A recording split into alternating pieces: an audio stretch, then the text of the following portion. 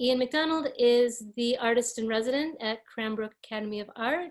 He's originally from California, and he's going to show us some of his work. Thank you so much for doing this. It's so generous. Of course. Yeah, this is so cool because so Cami and I have the ceramics podcast, and we have an episode with you coming soon. But this is like this is a nice like extra bit that we got to do of it. Yeah, it's great. Yeah. So I'll try sharing my screen here now and see how this. And you're in Michigan now, right? Yes. Great. I'm on the campus at Cranbrook, so I live on the campus. So I'm sitting in the library of the house the apartment that I live in, and so I'm here on campus. Most of the students have left campus. There's about 40 students that are still here on campus, but the rest have left and gone home. So since I live here with my family, I'm here. Wow. In an empty campus. Weird. I don't, it was like, what do you say? Like, yeah. Yeah, it's a strange moment. So I put together some images, and I just threw them together. It's not something I would normally do in terms of, I wouldn't orient the images this way. I just kind of threw them in there in no particular order, which is actually an exhibition title that I used at one time, in no particular order. So maybe that actually will make sense through these, but I threw a number of different images in here, and starting with some process shots from my studio. And since I'm not in my studio now, I even took some images that are old images from my studio that we can see, as well as some finished objects and finished installation images from the past couple of years, from some of the projects that I've completed in the past couple of years. So hopefully that it won't be too scattered, but that's what I've got. And then I think there might be a few questions from the hosts coming in from time to time, and that'll be fine. Should we start? Yeah, please. All right, cool. So anyway, this is a marble that I found in my backyard in San Francisco many years ago, and I always just loved the idea of a handmade ceramic marble. And I actually used it in a piece in a museum exhibition recently. And I still love the idea of this object being made by an unknown producer to me. So I just start with that for some reason. On the left-hand side of this image, there's a mountain in Rome, and it's called Mount Testaccio. And they thought it was a mountain, but they ended up realizing that it was really a dumping ground of broken amphora that they just piled up over a long period of time. And that's become kind of an odd sense of an odd inspiration to me, this idea of kind of a stacked garbage site in some way, an ancient garbage site. And in some ways, not that I consider my studio to be a garbage site, but I certainly consider not wasting anything in my studio. So it goes back to an old way of thinking like a potter, that nothing is wasted. And so you can see on the right-hand side, all these objects and things that I cut out from when making other projects or other parts of other pieces. I never really get rid of them. And I end up holding on to them for a long period of time, sometimes for years of time. In the sense of that marble I found must have been maybe 2012 or something like that. And I used it in an object for an exhibition in 2019.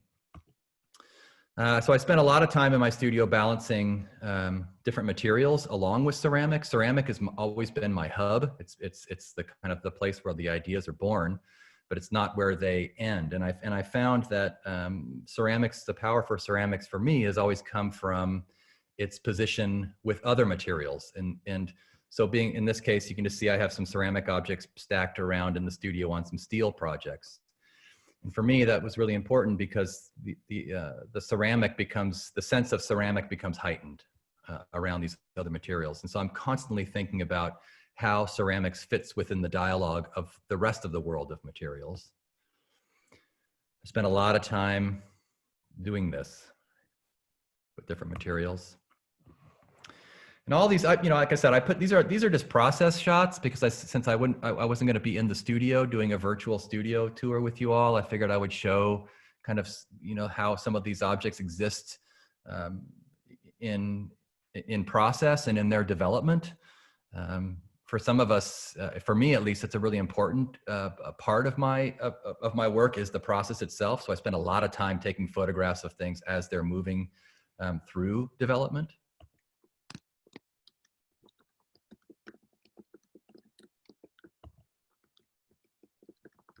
So this was an image from the last exhibition that I just had in New York with Patrick Parrish. This is one of the early stages, the early days of development of those objects.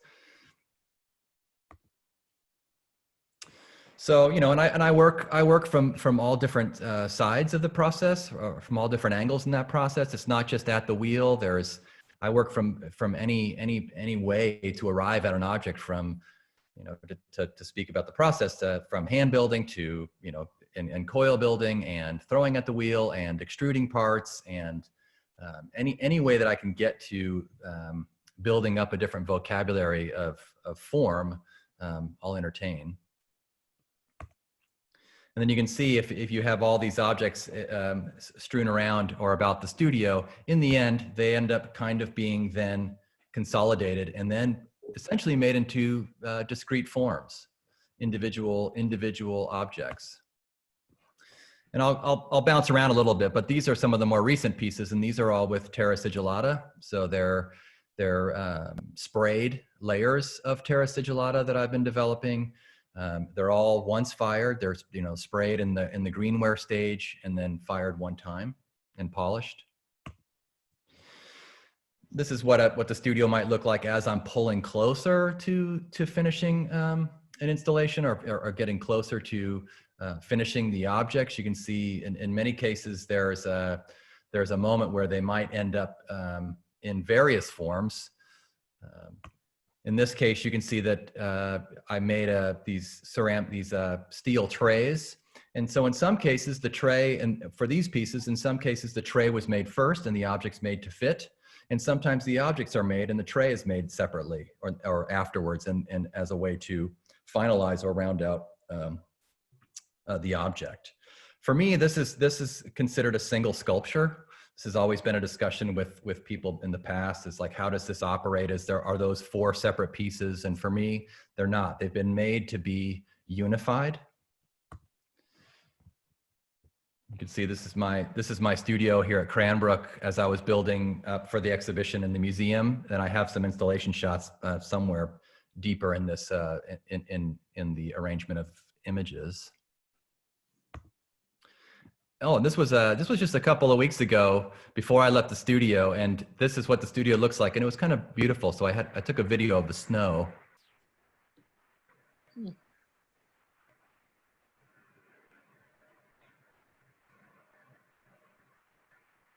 There's your virtual tour. That's beautiful. Yeah, it's pretty nice. It's a little bit, yeah. There's a lot of deer that walk around out there, but it's kind of a large window. So at night, a lot of people can kind of see me wandering around in there. It doesn't really bother me, but it is a little bit of a fishbowl in a sense. You know, those large cylinders in the back, are those ceramic? I'll get to that. Okay, sorry, I'm sorry. I just got so excited. So I do spend a lot of time sort of organizing things in my studio and making arrangements of things that I think are going to be a finalized sculpture. In this case, maybe this one didn't end up being a finalized sculpture, but actually these are the steel parts are actually doors, steel doors that I took off a dismantled Blau kiln, and I saved the dismantled doors and used those as a tabletop surface, which you'll see a little bit later also. I recently came across this image, and I found, going back through my old images recently since I've been at home a lot more, and this was an exhibition that I did at a shop called Totokayo in Seattle in maybe must have been 2013. And I've always been interested in showing in different types of venues, not necessarily always kind of the white cube venue. And I always loved this image. And when I went to this particular shop, and I knew the owner, and so she wanted me to do this kind of exhibition in the shop, in between the clothes. And I thought that was really interesting. And I spent a lot of time around that time of 2012, 2013, working through different models of production. And so what I mean by that is kind of not just working as an independent artist in my studio, but starting to think about design more and starting to think about small batch editions and things like that. It's since kind of fallen apart, but it's also taken a different turn, and I'll tell you what that means in a second. But I still have always loved this image, and I've loved this idea of how objects interact in the world outside of the studio space, and also how they interact outside of the white cube space. And these are some of the objects that I was making then, these extruded forms. And I spent a lot of time, Gus asked me a question, I think during the podcast at one point that still stuck with me. It's kind of upset me in some way, but not upsetting, but that he mentioned that I was like, something to do with pottery. And at the moment I was like, sure, that's fine. But I've always had a lot of interest in pottery, but for a long time I thought of myself as making sculpture, and I still do. And I spent a lot of time making these types of objects that are here. This again is a single sculpture for me, and it's what I called them all-in-one units. It was this idea that I was making a shelf, but also providing the objects that was then acting as a sculpture. So the pottery and the objects that I was making were kind of in service to the entire sculptural object. And over time, that sort of shifted, and the pottery has started to kind of find its own space in the studio, and the larger arrangements. In this case, this is from 2013. These larger arrangements started being dismantled, and I started finding myself being more interested in the singular sort of discrete object. And now those singular discrete objects are made of many parts too, but these sort of larger arrangements have sort of faded away a little bit in my studio. Ian, what do you mean by a discrete?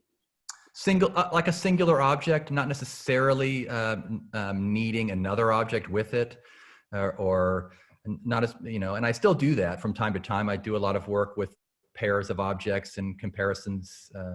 The show in New York, which I'll get to in a second too, was all about a dialogue with another artist.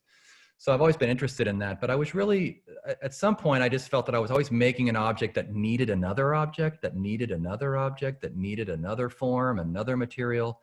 And at some point, I started removing those boundaries and kind of stepping backwards and finding something different in the singular object, we could say.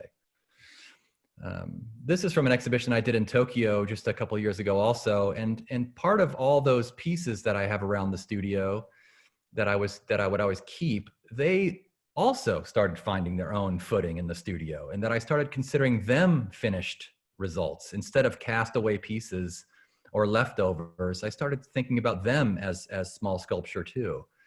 So in a way, they all became possibilities. And I've started this I have now boxes full of these, what I call the small parts archive in my studio, of many of these small cast off pieces of steel that I've found that are then coupled with small pieces of ceramic, and they themselves have become, they're small. They're only a couple inches, some are maybe 3 or 4 inches big only,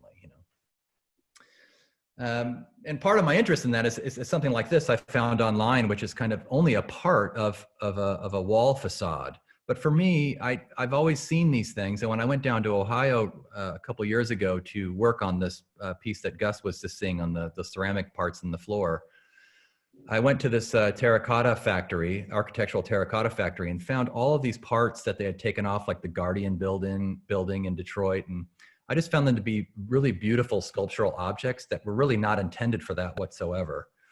And so I see this particular extruded form as kind of a beautiful, small, seductive sculpture, even though it's really meant to be a part of something else.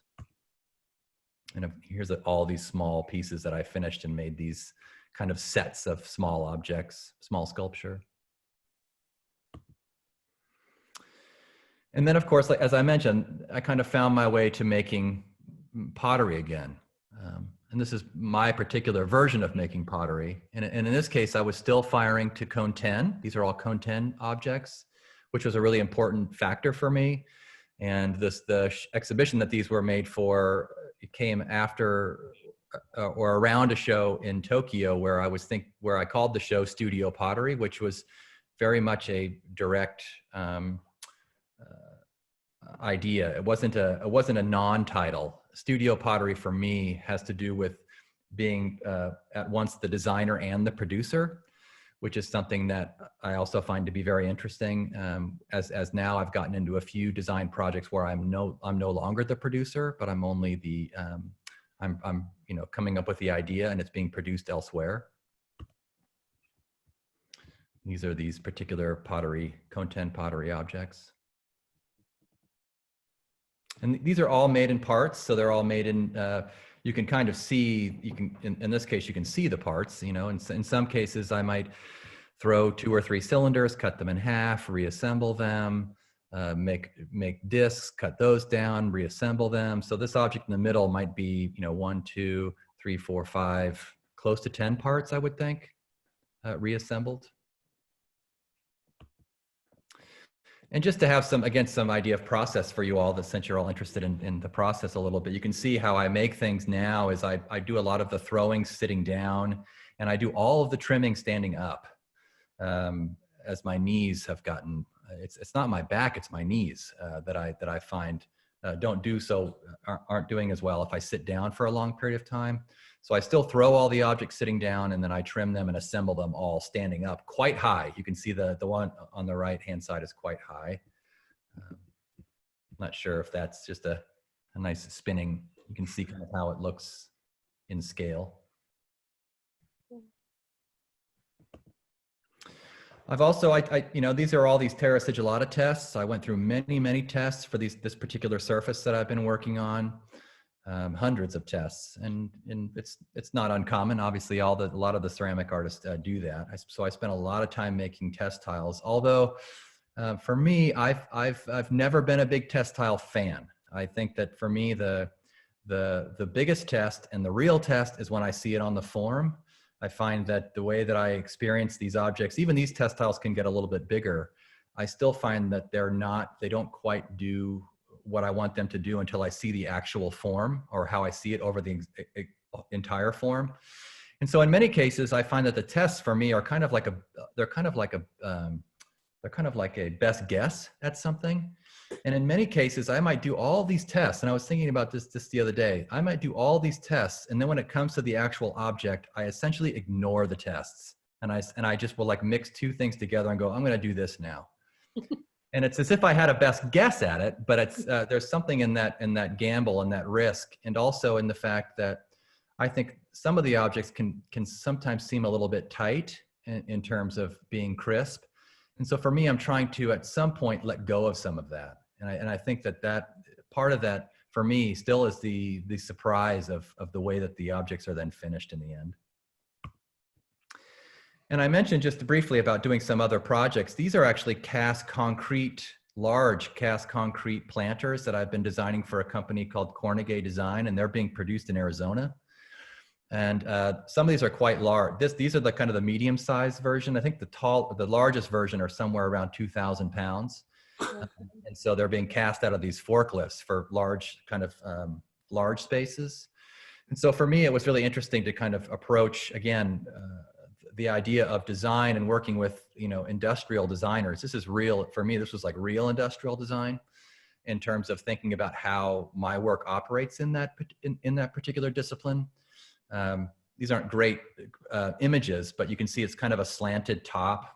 They're just slightly off. The whole idea of these planters is that they would be, if you look from the top down, you'll see that one side is much thicker than the other. So each one is, and because they're cast by, by just a few people and forklifts, and they actually attach, it's pretty interesting, they actually attach railroad car shakers to the side of the molds, and they shake the concrete down, and the whole mold kind of subtly dances around the warehouse. It's very strange, but each one is kind of unique because of the way that they're cast. So I still have a certain hand, or allow for certain mistakes or certain accidents to happen in this particular process. And these, you can see it says here on the left-hand side, these are some tabletop objects or tableware objects that I've been producing for a company in Japan called Play Mountain. And so these are being produced in Kagoshima, which is the southern end of Japan. And again, I'd made the design, and I'm not part of I'm not the producer, which has been a different way for me of thinking about the material. And these were one of my very early attempts at deciding when I was going to leave having only being in the studio and making singular objects. I was going to make these series of objects, and I had a couple of different stamps. I had like and I always made the joke that it was sort of like my ready-to-wear line versus my couture line or something. But this would be like the ready-to-wear that I would commit myself to making X amount of these objects over a year of time, and I would show them and get them into different venues. The problem for me ended up being I spent equal amount of time on these, and I fussed over them equally to everything else, and I couldn't produce them at a pace that was necessary. So someone would call you up and say, I would like to have many of these objects, and I would say, oh, I can't do that, right? It was just me. And so in this case, these objects are made with two different clays. You can see the white clay and then the brown clay in the middle. There are 3 separate objects, reassembled, glazed separately, and I just found I couldn't produce 50 or 60 of these at a time. And so that sort of endeavor disappeared. And so these objects kind of ended up being a small experiment. And so design has always been part of part of the way that I've worked and something that I think about. So in this case, these are trays. Again, they're ceramic objects that are produced.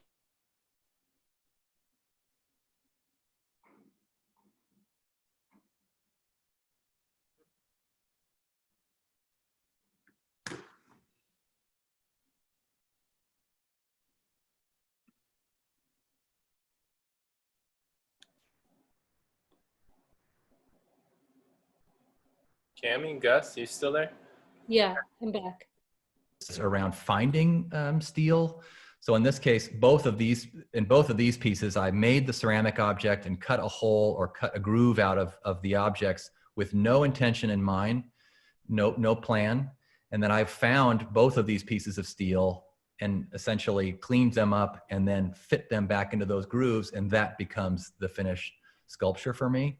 So a lot of this has to do with improvisation. Really quick, I think we lost you for like maybe 30, 10, maybe 20 seconds. So just, can you start? These are steel and clay. Yeah, that's a bummer because I was super lucid in that 20 seconds. Um, I think I can't. That was an incredible 20 seconds. Well, yeah, these are ceramic and steel. So in a lot of cases, I tend to, on the left-hand side, there's a hole that's been drilled into the piece when it's still wet. And I don't really know what I'm going to do with it at that point. And it's the same with the one on the right-hand side, which is actually a piece I made for the ashtray show with Fisher Parrish. And so it's just this idea that I make a cut in the ceramic piece with no idea in mind. And then I found both of these pieces of steel in a scrap bin. And I don't do much altering to them in that point. I just basically fit them into the slots that I've already provided. And so I've always been kind of interested in this idea of improvisation, which has to do with all of these parts and pieces that I'm making. This is an image that I found in the archives here at Cranbrook, and it's inside Maya Grotel's kiln. And it's a photograph that was taken of her work inside a kiln. And Maya Grotel was the artist in residence here at Cranbrook from 1938 to 1966. And I just finished this exhibition with Patrick Parrish in New York, and we were able to get some loans, many loans from the museum here of her work and show it in dialogue with my work. And this was the first image that I saw in the archives here, and I just thought it was very interesting, a very interesting image, and it kind of got me excited about this project. This is an installation image from Patrick Parrish, and you can see both Maya Grotel's work and my work in the same space. This was the idea from the start, was to put them both together. How am I doing on time? Am I like keeping? yeah, you're doing great. No one's awake? Okay. yeah, this is great. Yeah. Further images of the installation. And you can see my idea really was that I was going to, when I would look at these Maya Grotel pieces in the permanent collection, I was always struck at the surface and particularly in the design surface of them. Whereas my interest has always been in surface, yes, but I've always thought about form in such a direct way. And so my idea for the exhibition was I was going to take some of the surface decoration and some of the surface detailing in the Grotel pieces. And living here at the campus at Cranbrook, there's all sorts of architectural detailing. And I was going to kind of make those things physical. So you can see on the left-hand side, I was kind of taking a lot of detail and kind of setting them out on top of an object as a tray surface. So making pattern physical was one of my main ideas in this exhibition.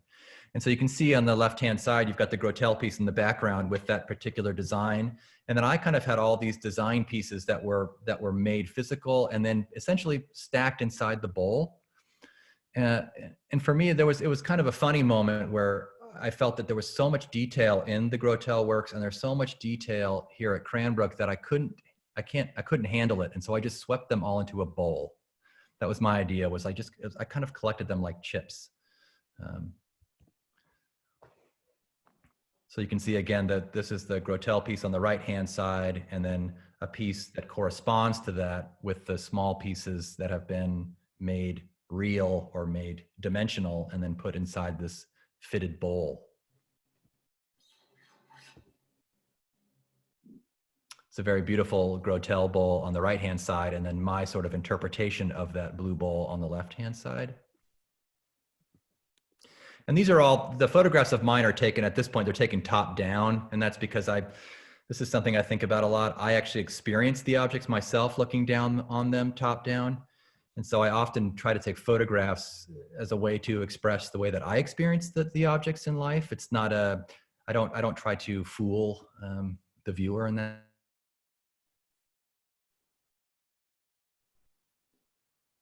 Uh-oh. Did it cut out again? Yeah. Hey, Ian, can you hear us? Oh man, it's probably super I can hear you. Oh, there you are. Am I back? Yes. You back? Oh, you missed another gem. No,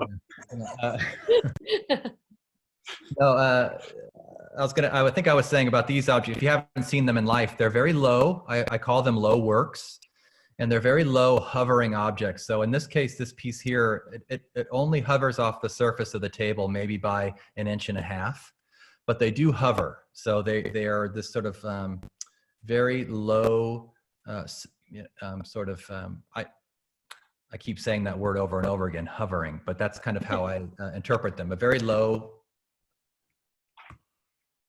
And they're quite big, right? They're they're like 2 feet or something? Some are bigger. This one's probably about 2 feet wide. Yeah. So I think I make them sitting at the wheel. The largest piece that's about as large as I tend to throw things.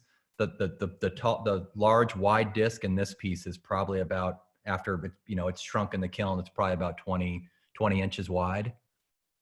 And they're of course made of many parts, and all the extruded parts that are then added back together to become this particular singular object in my mind. And these are all these different works from the show with Maya Grotel that I called Turning Still. So sorry, can I ask a question? Sure. These are all hand thrown and built, or are any of them cast? No casting. So they're all thrown at the wheel. All the round parts are thrown, and then a lot of the other parts are extruded. So I use some standard die parts to make the extrusions, and sometimes I customize standard parts by taping parts off, or however to arrive at a certain form or a certain shape that I'm going after. But I don't do any casting, and that's come up a lot. And the reason I don't do that is in my particular hierarchy of needs, variety is very high for me. So I want to make sure that part of the, none of them will ever be essentially the same. And because I feel like if I cast them, I would have too many standard parts that it would be hard to get away from that particular industrial quality. So I do want them to feel, and in this case, you can see, it's kind of hard to see obviously through an image, but This surface is actually a pretty warm surface to me. It's layered with different terra sigillata and then sanded. So it's a very handmade surface. And so casting for me has always been something that gets away from that warm feeling for me. If that helps. I don't know why I put that in there. Ooh. I think I've been at home and now I'm like putting in digital backgrounds into my own work. I think it's just one of those moments, I think. This was the exhibition at the Cranbrook Art Museum called In No Particular.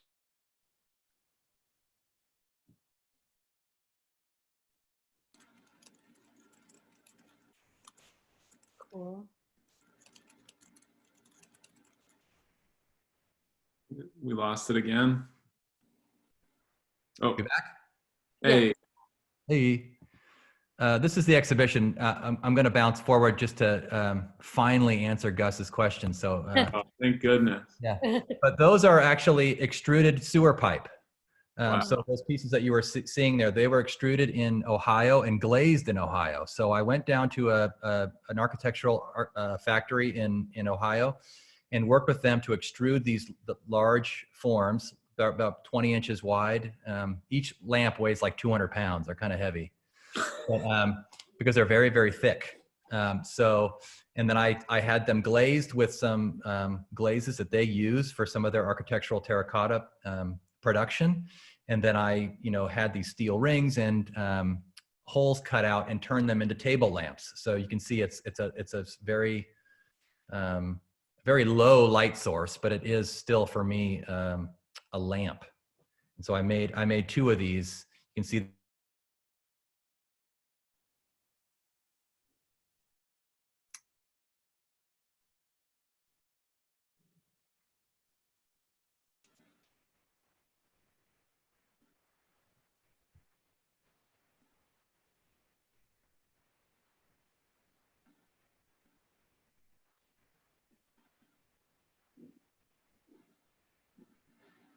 but it was really about the year's worth of production and all of the various forms that I was using in that year.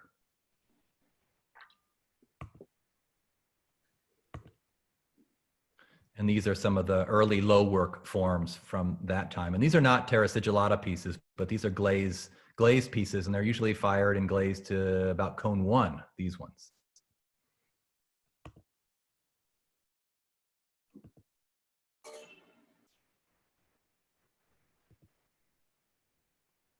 These are more of the cone 10 pottery forms. Low works again, these are ceramic, and the blue parts are steel parts. So the ceramic was made first, and then the steel parts were added afterwards. And then I put this in here too. This is an exhibition that I finished last summer, and was at Pewabic Pottery, which is a still operating production pottery in downtown Detroit.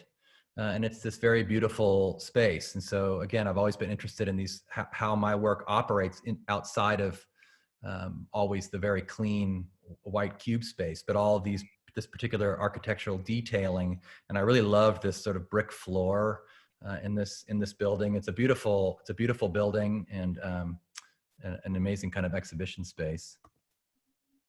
Some of these taller objects inside. Yeah.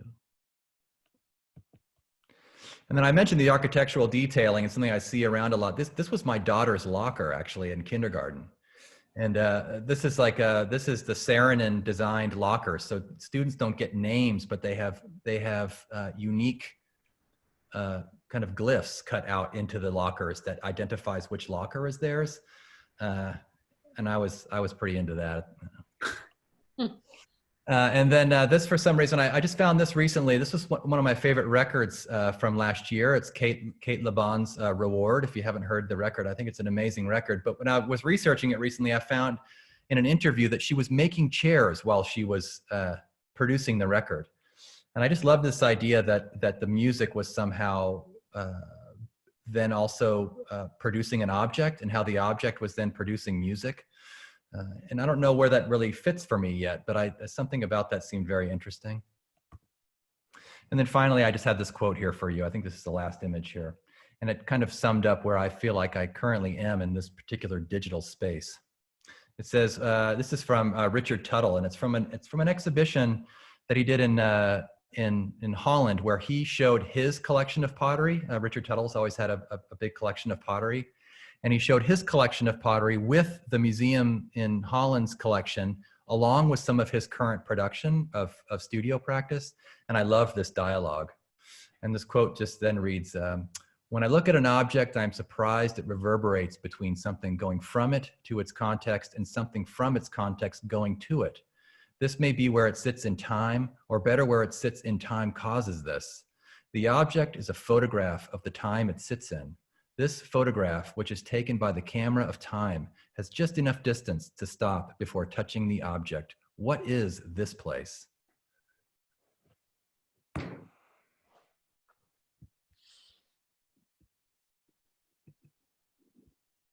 Yay. Ian, thank you so much. That was excellent. It was How did I do on so time? great. Perfect. Good. I was actually going to ask you about your I was thinking about your relationship with time a little bit.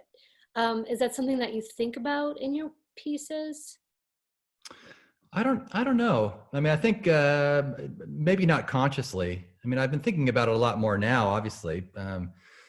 But I've always been, and I was just talking with some students this morning about it, I've always been a kind of the person who works steadily. So maybe there's something in that about time, that I'm not a fits and spurts worker. I am a steady worker. So I tend to just work over time. And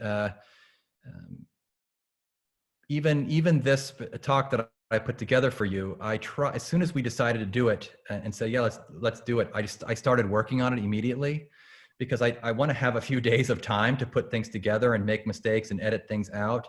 So for me, time has a lot to do with editing and thinking about all the parts and pieces. So there is an element of time there, but I don't know if I consciously think about it.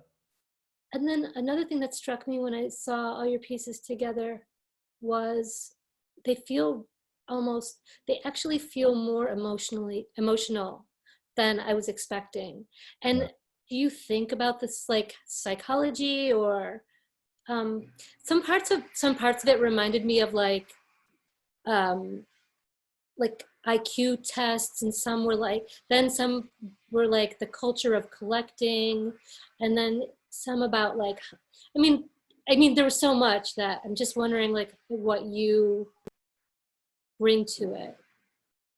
Well, I love all of those things. So I appreciate you saying that. I mean, I think I do. Culture of collecting, I think, is a big thing for me. I've always been kind of a collector of many different things.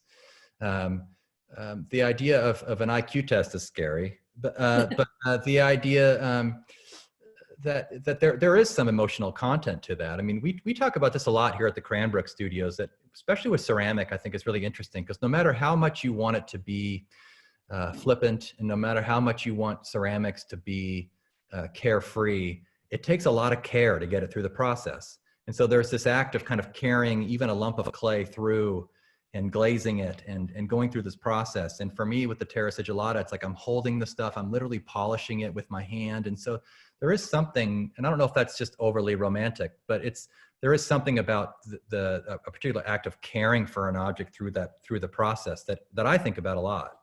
And especially when you have something, like a marble, let's say, or something that you cut off of a piece and you think to yourself, that's it. And then you all of a sudden care for this very small thing that beforehand you had just cut off with an X-Acto knife, and all of a sudden it becomes important. So I think all that's wrapped up in there. I was wondering, Cami, are you? No, go ahead. Okay. I was wondering, like, it sounds like there was a period of time where you were totally separated from pottery, or ideas that could stem from pottery. And I love that some of those works you're now referring to as pottery forms. And what did you say the title of that show was? Studio Pottery? Oh, Studio Pottery. Yeah. Yeah, I love that. And I was just thinking or wondering, like, what what made that shift accessible to like go back and start thinking of these works as related to pottery again?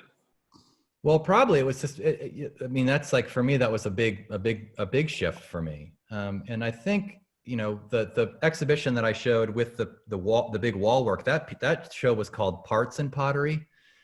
So I'm getting a lot of mileage out of that word, but I think for me, I found that it's what I was always interested in. I mean, I worked as apprentices to some potters when I was younger, as a late teenager. Mm-hmm. And there's something in the conceptual ethics of working in pottery. I mean, I always loved the idea that some of the potters I worked for had like 2 glazes, and they found they could get 4 varieties out of 2 glazes. I thought of this as a conceptual point of view, as much as a practical side. Mm-hmm. And so for me, I finally, just having worked through all the different manifestations of thinking of it as sculpture, I finally just came to the realization that I didn't have to make it equal something else for it to be valid. Mm-hmm. I mean, I've talked about this before. I mean, when I got out of graduate school, ceramics was deeply unpopular at the time, especially through academia. It wasn't something that was being shown a lot in galleries and things. And so ceramic artists, I felt there was some anxiety around them trying to have it equal something, and so they were kind of forcing it to equal something, and that has since disappeared, and I think that's a good thing. But for me, I just found that I finally realized that what I wanted to see was in the singular pottery form. And when I really started digging into that, I found that all the other surrounding things, I didn't need them as much. Is that kind of towards the question? Yeah, definitely. And it resonates a lot. I think a lot of people working in ceramics like are often introduced through pottery, and then within a pot, and it's like something that so many people like Ken Price and Betty Woodman and Ron Nagel talk about. Like, you learn so many lessons within a pot, and then oftentimes, I mean, that just applies to sculpture and conceptual works. But yeah, that coming back to that personal history is interesting to me. Yeah, I mean, I think you should look at that catalog. I've been referring it to everybody. That the Richard Tuttle. It's called Red Oxide. That's the name of and he talks so much. He describes each one of his pots in these sort of paragraphs, and how much he gets from the form of pottery. Mm-hmm. He talks about the difference between a glazed and unglazed surface, and for us, it's fundamental. But it's also it can be much deeper if you allow it to be. Yeah, that sounds great. I'll look for that one. Ian, I was wondering how much, like, if you feel like the ideas grow more from working in the studio. Like, I think you talking about working sort of slowly and steady in the studio is nice. Like, that's sort of how I work too. And then you can kind of build on things that are happening in there, and seeing like your test tiles and things like that. You can see that you're always like sort of slowly testing things. But when you are starting some new work, are you starting with like a sketch of a piece and then you're sort of like going out and trying to make that thing? Or is it really like, is a lot of the work just coming out of being in the studio and like being with the material? Well, I think for me, it is a lot about being with the material. And I have found the show, I remember the show Parts in Pottery that I did with Rena Branston in San Francisco was, I worked steadily for 7 or 8 months on that show, and then realized it's not what I wanted to do. And I started over completely on that exhibition. And so that was born out of the process, you know, and of working steady and real. Oh. Yeah, we lost it for a second. Oh no. Oh, you have those moments where you can say, back. How about Okay, now? you're back. Okay. Good? Yeah, you're back. Yeah. Yeah. Man, another one. But I definitely have had those moments in the studio where I make a few pieces and I look at them and I think to myself, this is the worst thing I've ever made, you know, and and this is going nowhere. And then I make 5 of them, and then I think this is nothing's happening here. And then you kind of keep going, and at about, you know, maybe version 10 of it, you think, oh, I see a through line here. And then an idea for me is kind of born from that. I'm not against the idea of having an exit or having an idea and carrying it through, or having a sketch and carrying it through. I just want to always make sure for myself that I leave space for the slippage, you know, that I leave space for something else to happen. And I think that's another reason why I never really have done as much casting. Now, of course, you can reinvent the world of casting and make it as adventurous as you want it to be. But for me, I've always found that the handmade form allows for that slippery moment where I could go down a direction that I wasn't planning. So I still find myself to be someone who works in the studio, takes a lot of photographs of things in process of the studio, and looks at those photographs and thinks about them. But yeah, I would say that I for the most part, am a studio. Yeah. Can you talk about your relationship to the actual material, clay, and craft? As like both artist and craftsman, you're kind of filling a dual role. Yeah, I've never really thought the word of the crafts has always been a hard one for me. I haven't really thought about my work as having a relationship to the crafts. I mean, I feel like if you put your work next to my Grotel, you're saying that you are. Yeah, kind of. I know I'm interested in it. I just don't know if my work has always fit in that particular genre as much as an example, thinking through design in a different way. I know it's probably just semantics, but I think that there's something in that I've often thought about that idea, and that I've always thought of them as being small scale sculpture. Yeah. Yes. That are related to the crafts and related to design. So I don't know my relationship to ceramics or clay is the question. Yeah. I don't know how to answer that really in terms of. I think because when I saw your pieces, one of my first impressions was like, I couldn't believe that it was clay. Like I didn't know. And I'm wondering if you like think about kind of bringing the material itself to the brink of its own properties, and then how pulling it back to being clay again. And I think that kind of talks about craft as well.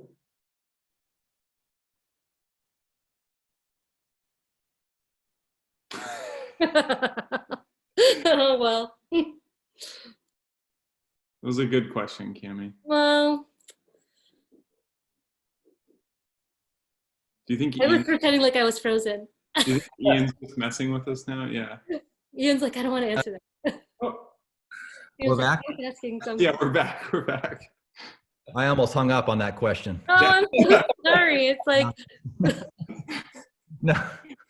No, I mean, I've always been a little bit worried about that idea of perfection. It's not something that I'm actually very interested in terms of, you know, I wonder sometimes if you've probably had that same experience when you have an idea, you carry it out, and then it works, and you kind of look at it and you're like, oh, there it is, you know? I think they call that the uncanny valley. Right. So for me, I'm not trying to push the clay to the brink of its, and I'm not trying to be virtuoso to where it's like, wow, how did you do that? It's really the language of the object and what I want the language of the object to speak.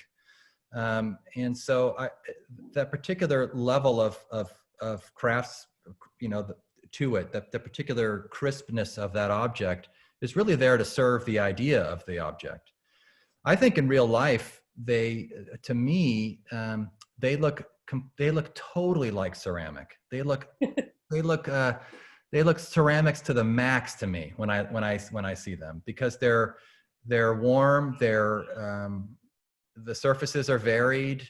They couldn't really be anything else. Sometimes they dance up kind of close to another natural material, you know, close to marble or something like that. But when you get up to, for me, the way I experience them as being fully ceramic, which is why that I am always looking at other materials like steel and putting it next to it, because for me, then it becomes fully steel in combination with fully ceramic.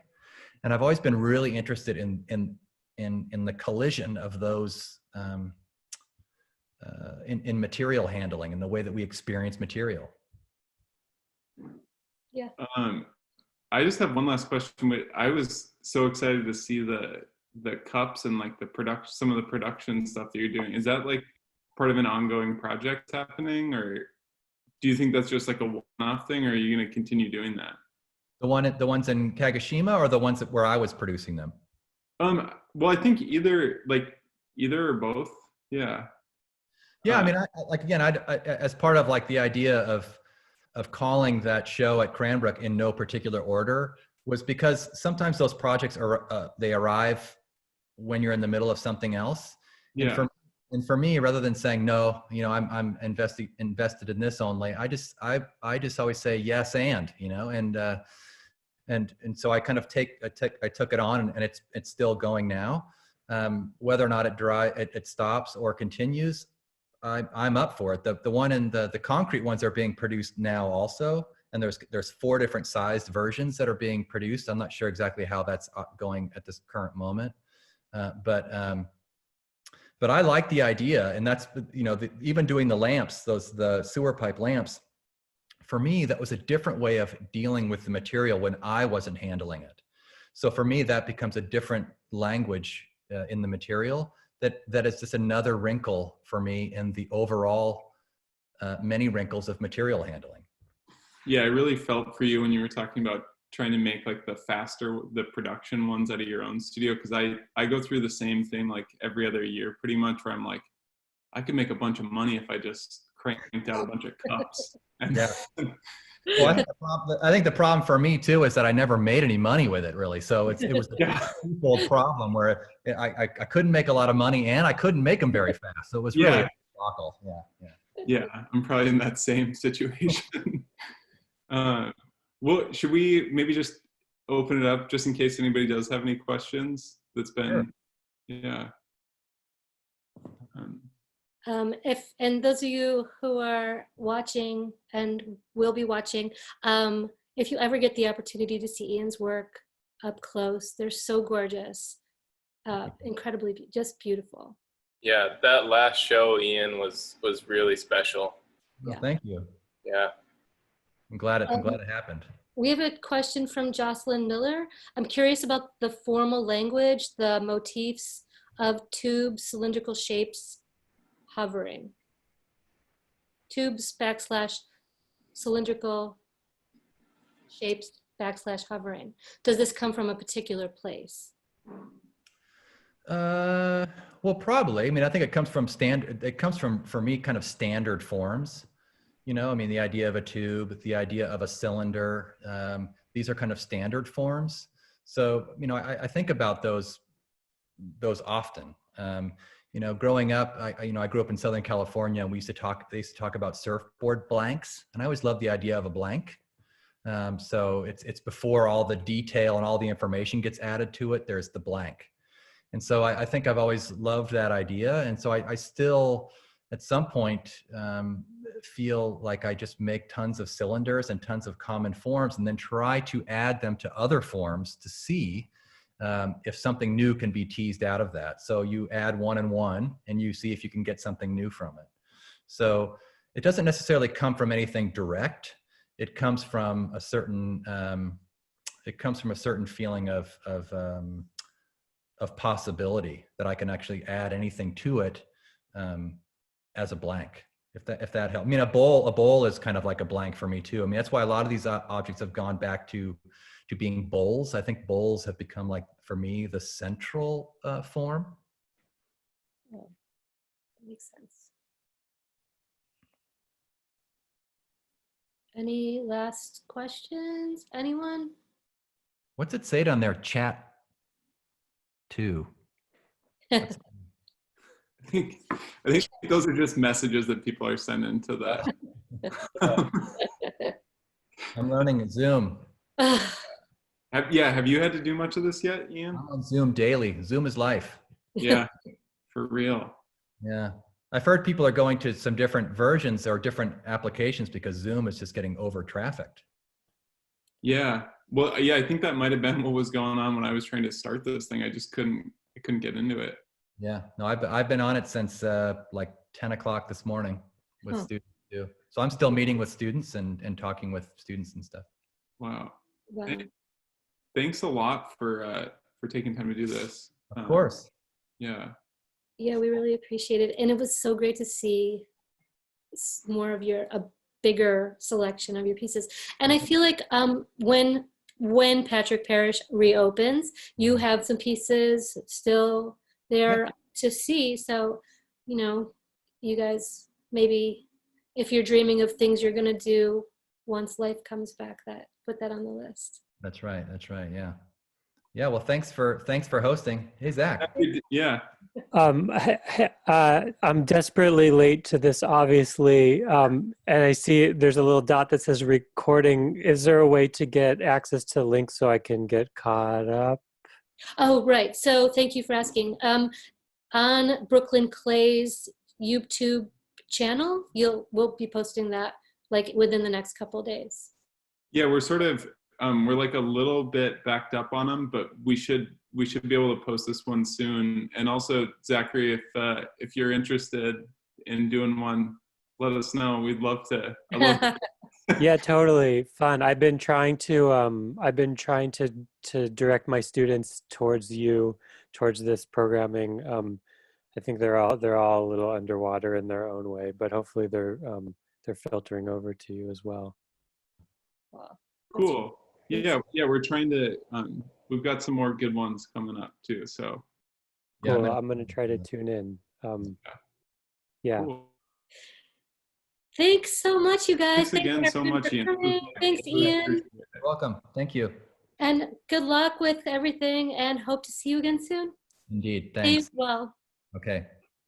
Bye. Bye.